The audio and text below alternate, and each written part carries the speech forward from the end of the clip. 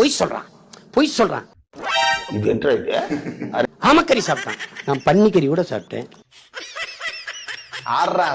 கோமுட்டி மாதிரி இருக்கேன். எலிக்கறி சாப்பிட்டிருக்கேன், பூனைக்கறி சாப்பிட்டிருக்கேன்.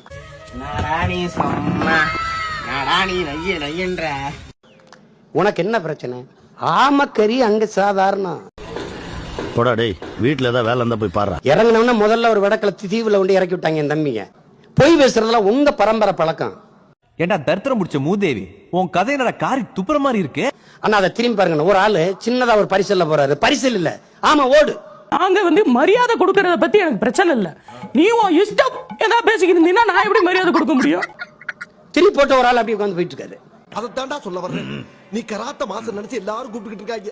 ஆனா நீ புரட்டா மாசம் இருக்கிறது எனக்கு ஒருத்தருக்கு தான்.